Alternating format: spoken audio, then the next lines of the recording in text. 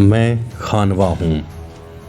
महाराणा संग्राम सिंह के नेतृत्व में देशभक्त शूरवीरों के राष्ट्र व धर्म की रक्षार्थ हेतु विदेशी आक्रांता बाबर और उसकी सेना से युद्ध करते हुए प्राणोत्सर्ग करने का साक्षी हूँ।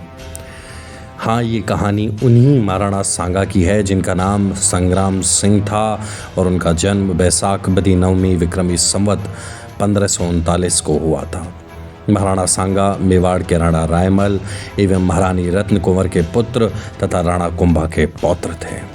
वो एक महापुरुष और छत्रशाली राजा भी कहलाए। उनका राज्याभिषेक 4 मई 1509 को 27 वर्ष की आयु में चित्तौड़ के प्रसिद्ध किले में हुआ था। उनका सिंहासन पूजनीय था और इस हेतु महाराणा संग्राम सिंह ने अपने जीवन में कई युद्ध लड़े और इन युद्धों में उन्होंने उनके शरीर पर 80 घाव पाए। उनका एक आँख, एक हाथ व एक पांव क्षतिग्रस्त हो गए। महाराणा सांगा का शासन के दौरान उनके शासन में 7 उच्च श्रेणी के राजा, 9 राव और 104 सरदार सेवा में हमेशा उपस्थित रहते थे। वो एक महान कूटनीतिज्ञ और कुशल शासक थे। उनके उदार व्यवहार की चर्चा पूरे राजपुताने और उसके आसपास की जगह पर होती थी और शरणागत को क्षमा करने में उन्होंने राजपुताने को कभी भी शर्मसार नहीं किया। वो इतने बलशाली थे कि जब तुर्कमेनिस्तान के बाबर ने भारत पर आक्रमण किया तो वो अपने बाबरनामा में लिखता है कि हिंदुस्तान में महाराणा सांगा सबसे अधिक बलवान सम्राट थे। उन्होंने उच्च महत्व अपनी ही वीरता और तलवार से प्राप्त किया था। इब्राहिम लोदी जो तत्कालीन लोदी वंश का दिल्ली का शासक था, उसको भी महाराणा संग्राम सिंह ने मात्र 2 पहर यानी 6 घंटे की लड़ाई में युद्ध भूमि से मार के भगा दिया था। महाराणा संग्राम सिंह अपनी राजनीतिक धुरी के लिए भी बहुत प्रसिद्ध थे। जब उन्होंने दिल्ली, मालवा और गुजरात इन तीनों के राजाओं को मार के भगा दिया और अपना वर्चस्व पूरे उत्तर भारत में कायम कर दिया था। महाराणा सांगा ने बयाना अपने अधीन रखते हुए निजाम खां को जागीर में दे दिया था। जब बाबर ने इश्क आका के नेतृत्व में बयाना पर आक्रमण किया तो उसका भाई आलम खां बाबर से मिल गया व किला सुपुर्द कर दिया। महाराणा ने किले को घेर लिया और 16 फरवरी 1527 को मुगल सेना को परास्त कर बयाना पर अधिकार कर लिया।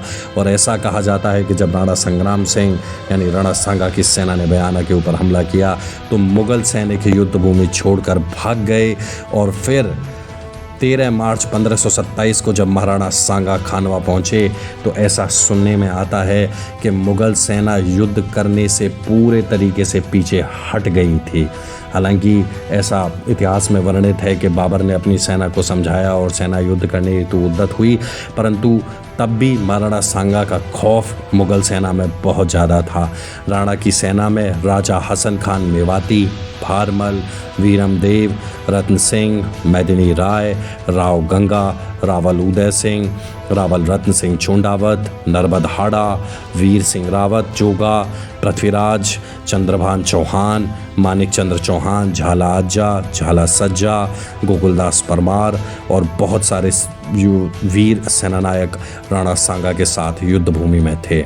महाराणा सांगा की विशाल सैनिक संख्या व राजपूतों के शौर्य व साहस से बाबर भयभीत था। बाबर ने युद्ध से पूर्व महाराणा सांगा के पास ईवन संधि का भी प्रस्ताव भेजा था और प्रस्ताव हेतु रायसेन के सनदी तंवर के माध्यम से वार्ता भी करवाई थी, परंतु जिसे महाराणा संग्राम सिंह ने पूरे तरीके से अस्वीकार कर दिया था।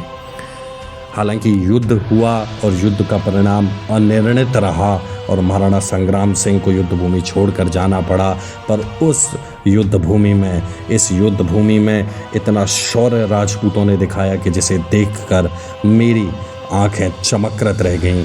मैंने कभी किसी व्यक्ति को इतना वीरता से लड़ते हुए नहीं देखा था।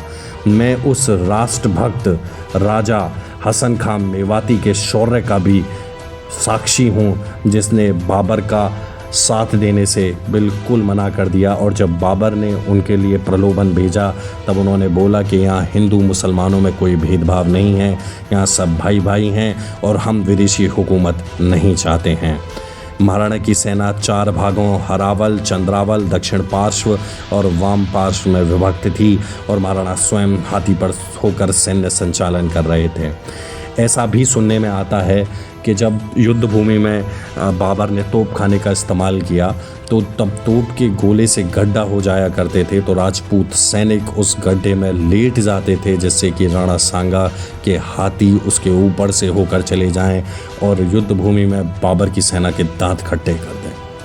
हालांकि बहुत सारे इतिहासकारों में इस युद्ध के परिणाम को लेकर काफ़ी सारा विवाद है, परंतु ये युद्ध किसी के भी पक्ष में समाप्त नहीं हुआ और बाबर के मन में दोबारा महाराणा सांगा से लड़ने का भय इतना अधिक था कि ग्रीष्म ऋतु के आगमन का बहाना बनाकर वह युद्ध का विचार छोड़कर वापस चला गया। इसके कुछ वक्त बाद राणा सांगा का स्वर्गवास विक्रमी संवत 1584 में 21 वर्ष 5 महीने और 9 दिन राज्य करने के बाद बसवा में हुआ, जहां आज भी इन महान राजा की समाधि बनी हुई है। मातृभूमि की रक्षा के लिए विदेशी आक्रमणकारी बाबर से युद्ध करने एवं प्राण न्यौछावर करने वाले महाराणा सांगा के संयोगों को, ये शूरवीरों को ये भूमि सत सत नमन करती है। परंतु आज ये भूमि उपेक्षा और रखरखाव के अभाव में काफ़ी बुरी स्थिति में है।